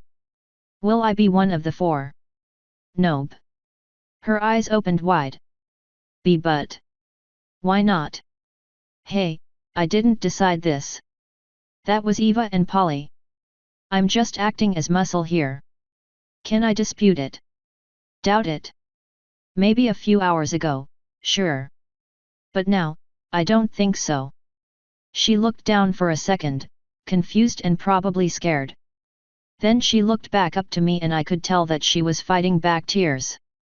See, can you do a last request? Oh boy. Yeah. It's only fair. Will you hold me? No one's ever done that for me before. I stripped my armor as I knelt down, holding my arms out. She uncertainly wrapped her legs around me, and sighed as I enfolded her in my arms. I began gently rocking with her. Feels warm, she whispered. I like it.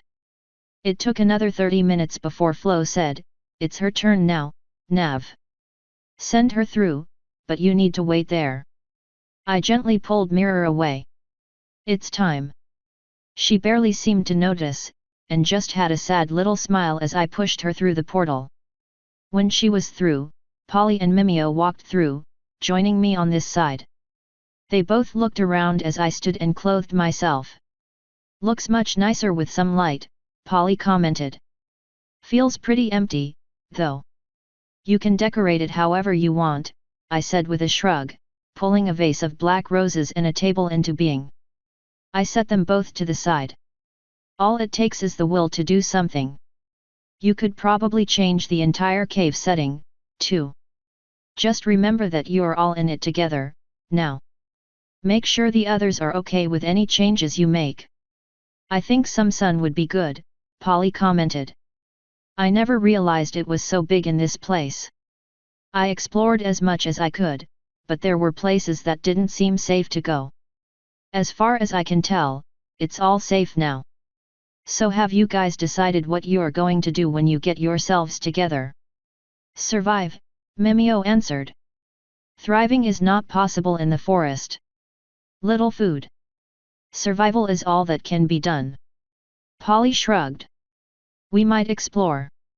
There's plenty of the world to see. Maybe we'll find some place with no changelings that'll recognize our hormones. And if not, at least we'll have seen the world." I crossed my arms, leaning back a little and thinking. "I got a proposition for you. You know I live in Equestria's borders, right on the edge of the forest. I have a changeling in my service already and I can convince her to keep quiet about you. I'll be leaving soon and you can come with me. If you find a place in the world you'd rather be, you're welcome to leave at any time. I'll keep you safe from Chrysalis if I have to beat her myself." "Define leaving," Mimeo said. "As in, leaving Equestria and going around the world. It'll probably be a lot safer than going yourself, what with having a large number of people going. Of course, you'll be in my home first on a tentative basis. If you prove yourself capable and sane even with 4 people in your head, you'll be free to stay. You fuck up too badly and you're out. Talk to the others about it and get an answer back to me. You would do that? Even after all you've done for us?" Polly slowly asked. I shrugged. "Don't see why I wouldn't. Changelings are awfully useful. And I'd say that you're pretty down on your luck and wouldn't mind a little bit of help. If you don't want to work for me, you're welcome to try your luck with Celestia or Luna, though I suggest against both of them. Maybe Cadance. Just talk it over with the others. Know that you have plenty of options. And God, this is taking fucking forever. Flo, if I eat in here, will I still be hungry?" "Yes. I'm sending the others through and pulling you back, though. Just give me a moment." I nodded at the 2 entities before me. "Until we meet in person, then." Mimeo nodded and Polly waved as I faded out of their mind and into Flo's void. I looked around to find that I was alone. Flo sighed deeply and whispered, "It's hard, killing others. They weren't technically people, but they still had feelings and were individuals. And we destroyed them, in a way. Erased their ability to think. Shackled them as mindless slaves to others. And we call this the best option. It is, Flo. Never for a second should you think that killing isn't sometimes the best or only option. It's not always that way, though. I know, Navarone. I just don't like it at all. You are acclimated to it, sadly. But I am not. Water elementals have a reverence for life, after all. I know. If you ever want to talk about it, you know I'll listen. I've done my share of rationalizing in the past. And all it did was make you cold, dead inside. Are you ready to return to the world of the living?" "Yep. I imagine Spike is awfully bored out there." "Then be free." I suddenly woke out of my flow-induced coma and took a deep breath, getting a nose full of unbathed changeling. I immediately started coughing as I pushed her away from me. I heard clawed feet striking the ground and Spike put a hand on my shoulder. You alright, Nav? He asked, concern in his voice. She didn't do anything, did she? Other than smell like Satan's gym clothes, no. Fuck, but she needs a bath. How long were we out? It's been hours. I got really bored, just sitting around. But how did you just now notice her smell? I could tell when I got in here and you were holding her for hours. My mind was elsewhere. Did anything try to attack us? Yes. You didn't hear me kill it. Nope. What was it? Cockatrice. This thing shoots real nice, too. Can you make me one? Nope. I pulled it out of his hands and popped the clip. 8 rounds left, with 1 in the chamber. 1 shot, 1 kill. I like it. Those things aren't worth eating and the round would go clear through it, so we won't bother recovering it. How's Eva? Who? I nodded at the changeling, who was now sitting up and rubbing at her head. How you feeling? I asked her. She jerked her head to mine when she heard my voice. A massive smile grew on her face and before I knew what was happening I got pile-drived in a hug. Thank you, thank you, thank you. I knew you could help, Navi. I patted her on the back before prying her off of me and setting her down, standing up, and walking away several steps. It's good that you're better, but you smell like you were rolling around in no man's land. If you decide to take my offer, before anything else, you are going to spend at least half an hour in a bath, scrubbing until I don't gag as soon as you get near. What offer? Spike asked. I'm working for him now, she shouted, still beaming. We all agreed that it would be best to stay with you for at least the time being, until we can either learn some useful skills or find somewhere else to stay. Spike grabbed my arm and pulled me down to whisper, I thought you said she was dangerous. She's better now, I whispered back. I pulled away from him and nodded at Eva. Then get whatever you want to save from this place and let's go. I'm going to have a lot of explaining to do. And Taya won't be happy, Flo whispered. Remember what you told her. Fuck. Eva, make sure not to tell anyone about you know what, I said, tapping my head. I wanted to make sure she wouldn't tell fucking anyone about Flo. Don't you worry, Navi. I won't tell anyone your secret. Awesome. Now can you stop calling me that? Nope. Ready to go when you are. I sighed, shouldering my rifle and turning to Spike. Come on up. Sooner we leave, the sooner I can get out of this armor and get yelled at by Taya. Yelled at for what? Spike asked as he jumped into my arms. I told her I wasn't coming out here. I carried him over to the edge of the hole and jumped out, soaring out and away. Eva easily followed, flying along next to me in her regular body. I lazily flew toward home, not really looking forward to the conversations that were about to happen. I was tempted to land at Fluttershy's pad and make Eva take a bath while I went and tried to explain things, but I quickly decided I didn't want to risk leaving her alone with Fluttershy. So instead I flew directly to my house, looking around for a second before landing. I set Spike down and said, Eva, Spike, wait here. I'll be right back. Spike sighed and eyed Eva warily, backing away several steps when he thought she wasn't looking. She was just looking around the yard in fascination, taking in the flowers and whatever else she could see. I started walking around the back. Taya was doing something weird with her instructor and the Naga was watching them both warily. I walked over to him.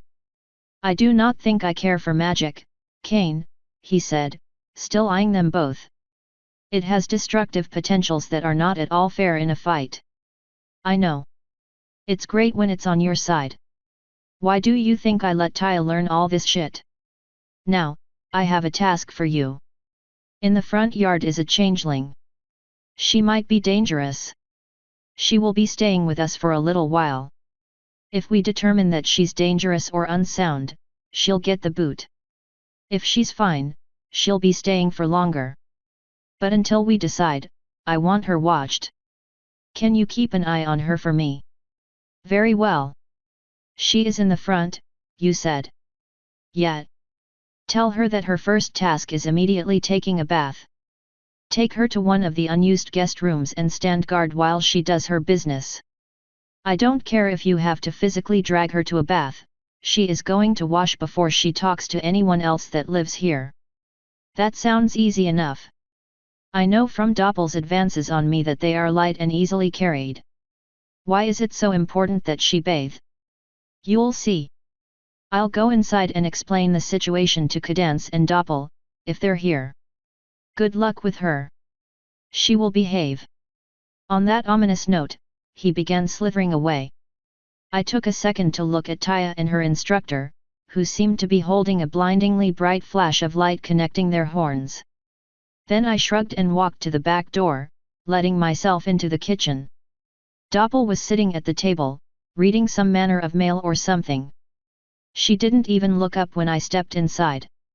Doppel, I have news, I commented, walking over to the table. She didn't look up, just grunted. News that needs to be listened to. She sighed and put the note down.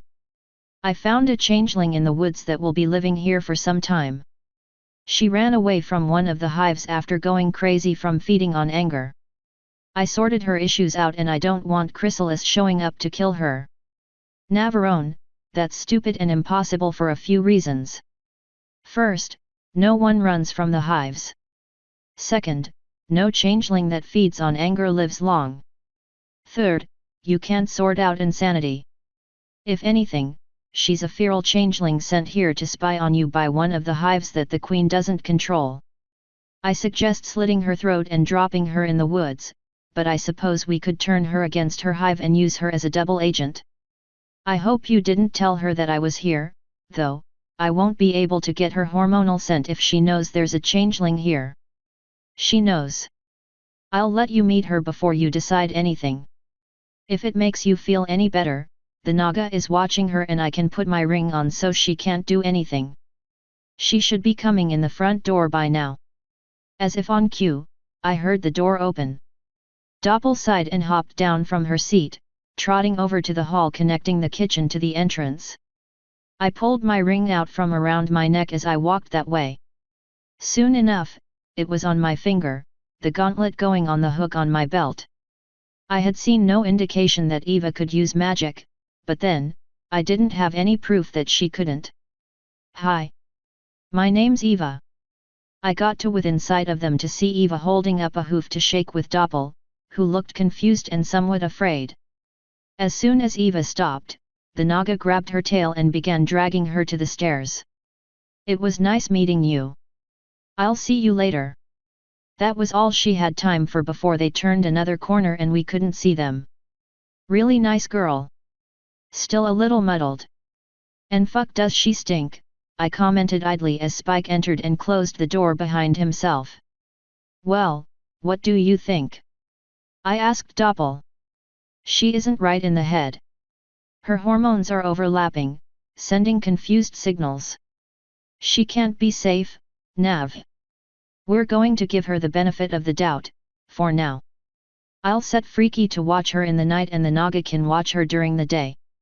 Now, I don't want Chrysalis to know about her. She'd have the same reaction you would, plus a lot more violence. As long as Eva proves to be safe, Chrysalis will hopefully never learn of her. If she ever proves otherwise, I don't know. I'll decide what to do then. All right. Doppel muttered something that sounded like, too old for this shit, before grabbing Spike and pulling him toward the stairs. She stopped when they were a few steps away and looked back at me. Hey, you want to join, too? Nah. I need to talk to Cadence and then Taya. Have fun. She shrugged and continued dragging Spike away. Of course, he wasn't resisting all that much. I wouldn't either, if I was in his scales. Now, if I was a pretty pink princess, where would I be? You should be careful with who you call pretty, even in your mind, Flo whispered. You know what I meant. My first guess was with her brat.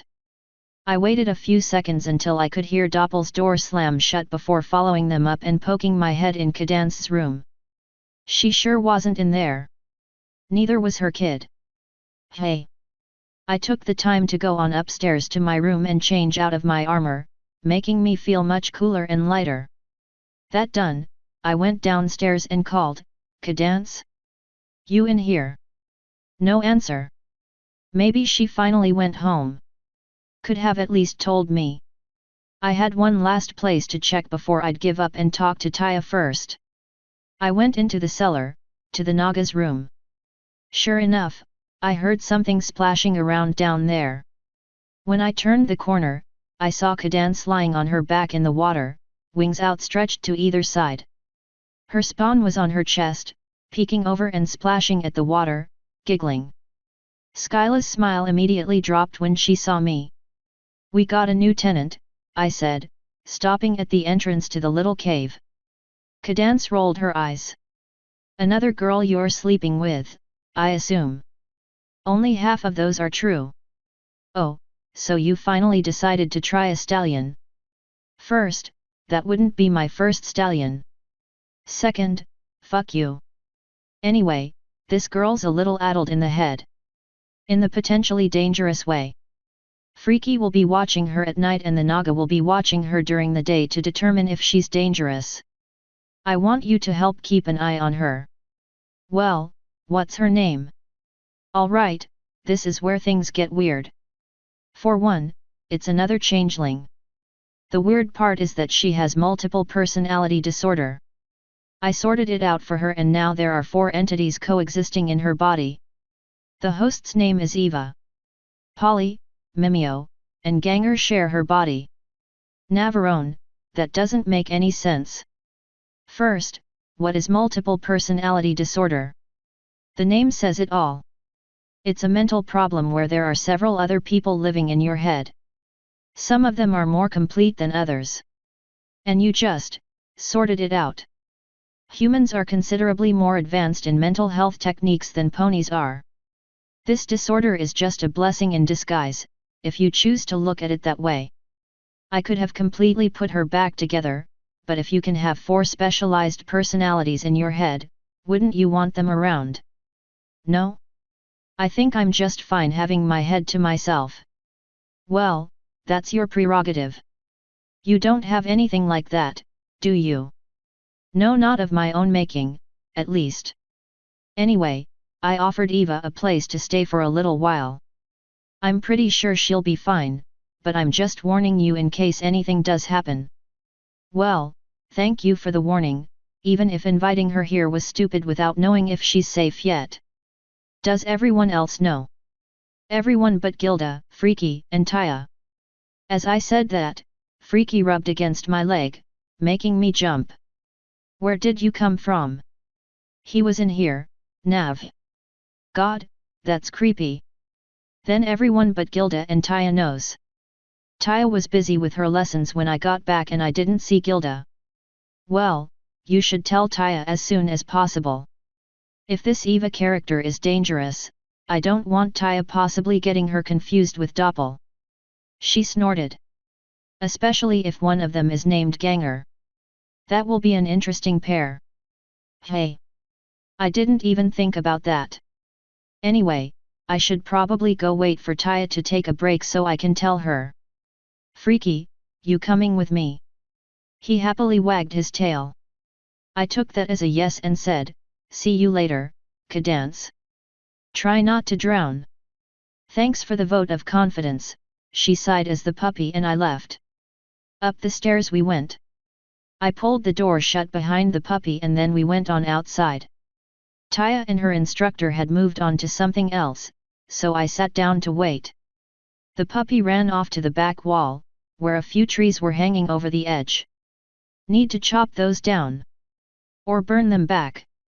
Might as well test the napalm mix I made. I was zoned out when I felt a stick poking me. When I looked up, I saw Freaky holding a long stick in his mouth, tail wagging. He dropped it when he noticed me looking. "Really?" He just kept staring. I shrugged, grabbed the stick, and threw it.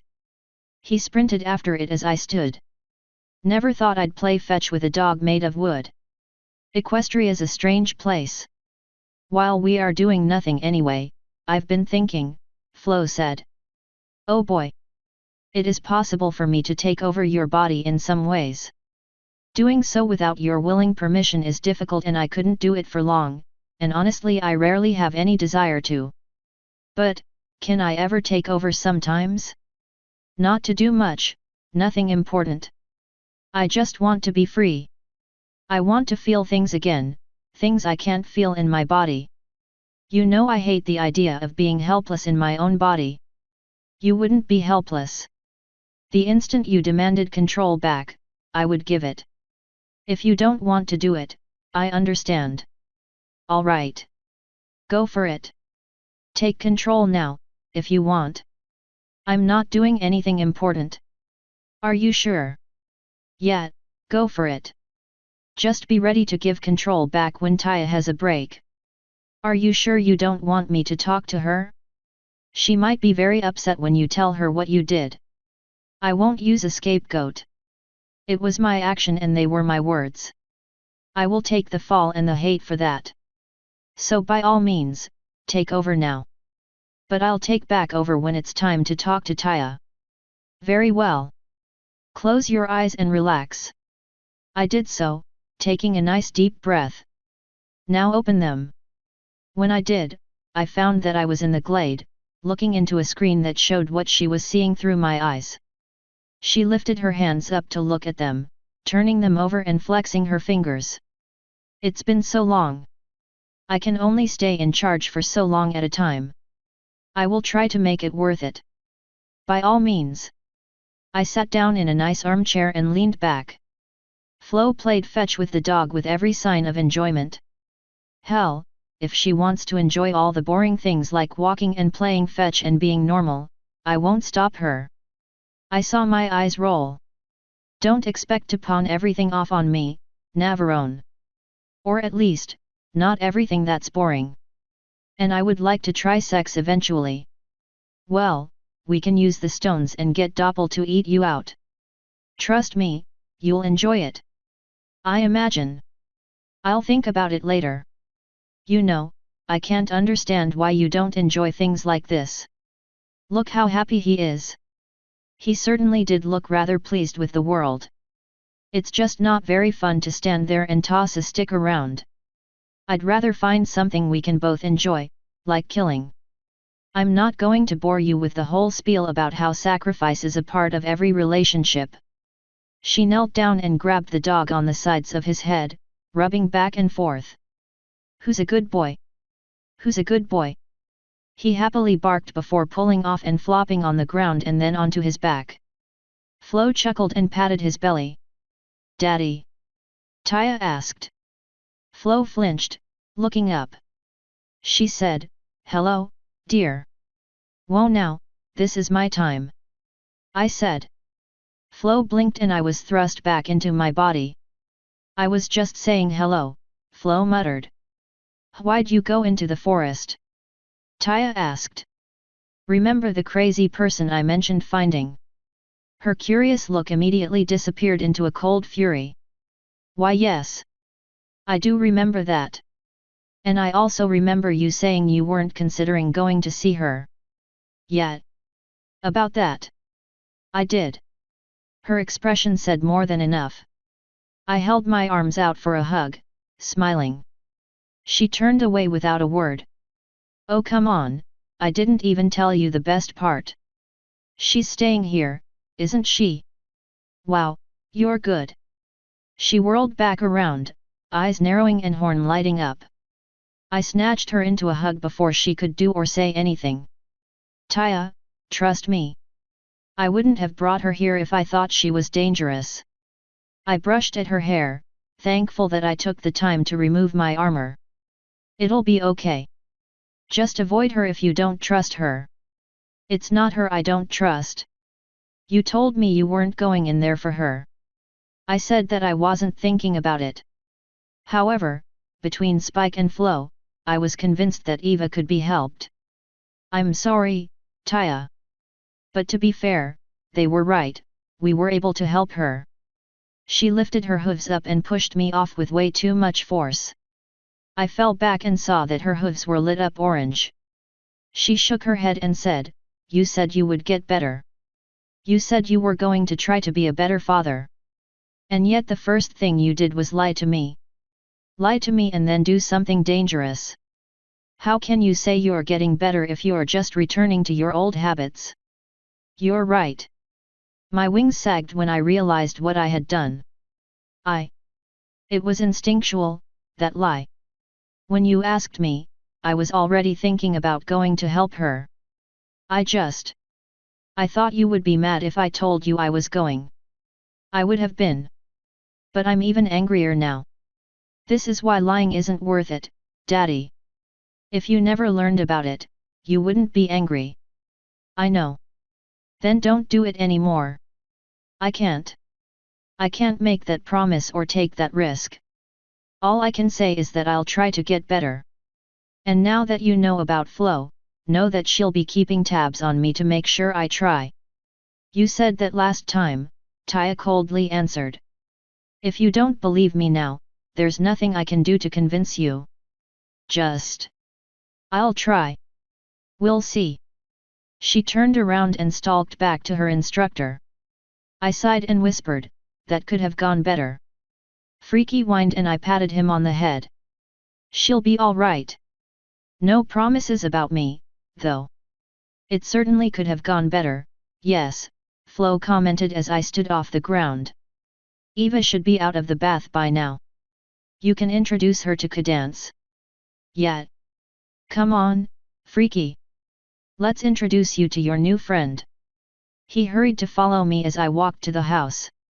When I opened the back door, I found Eva and Cadance sitting at the table, while the Naga was next to the table, his arms crossed over his massive chest.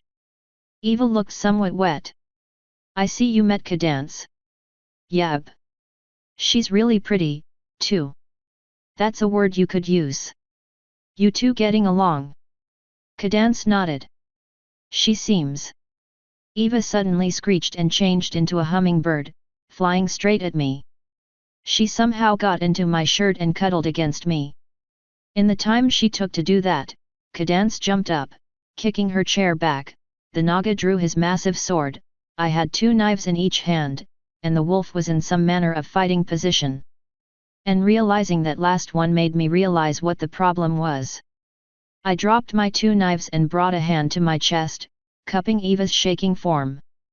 That's not a normal timber wolf, Eva, I whispered. He won't attack you without a good reason. She made some chirping noises that I couldn't interpret. I don't speak bird, so I'm going to assume you just called me a sexy beast. While I appreciate the compliment, I'm afraid I'm going to have to ask you to not call me that. She morphed back into her normal body, but still very small. He's not dangerous. He's a fucking wolf made of wood. Of course he's dangerous. But he won't attack you unless he has a reason to. Don't give him a reason to, and he's the sweetest little puppy you've ever seen. I've never seen a puppy. I held my other hand out. Freaky, come here. Since he was right next to me, he didn't have far to go. He put his head under my hand. See there? Cute little puppy. Now please get out of my shirt, you didn't towel off enough and I can feel the water seeping down my chest. You're warm. I reached in there and plucked her out of my shirt, setting her on Freaky's head. There.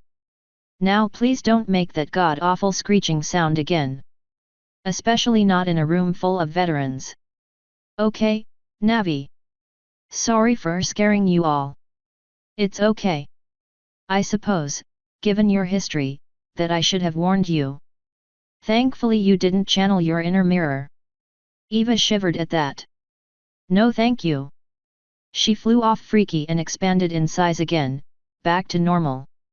I grabbed my knives and stood back up to see that the Naga had sheathed his sword and Cadance was back in her seat. Well, I need to go into town, I said.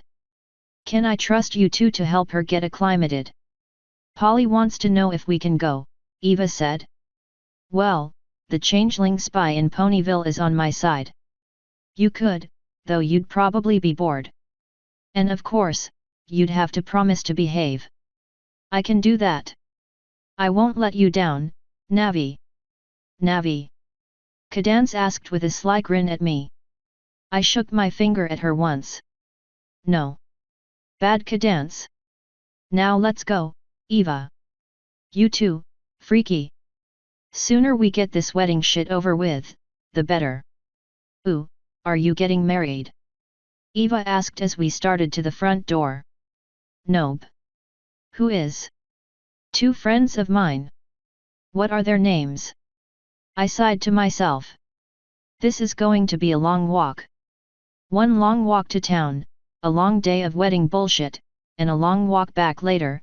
I was rather tired. Not of Eva, no, she behaved surprisingly well. I was just tired. It had been a long day, after all. When we were almost back, I said, "All right, Eva, here's how it's gonna work. No offense, but Freaky is going to watch over you during the night. Stay in your room until I come to let you out. Freaky will ensure you do this. Understand?" Yep. Can I have a teddy bear? I don't think we have any. Then can I sleep with you until I can get one? No. We can get you one tomorrow. Tonight, you'll just have to make do. Your dreams will probably be very different now that your mind is unified, if that makes you feel better. It doesn't. Also, I'm kinda hungry. Mirror used to be our main source of food, but now. How did we forget about that? My mind is different from that of ponies and most other races here. You can feed off my memories rather than having the actual emotion present. What's your emotion of choice? Love. That's what all four of us like. I knelt down next to her and thought of something. Go ahead. Take your fill. Are you sure? It won't drain you or anything. It will, but not noticeably. Love isn't an emotion that I let influence my mind often, so removing some of it doesn't do much to me. Cool.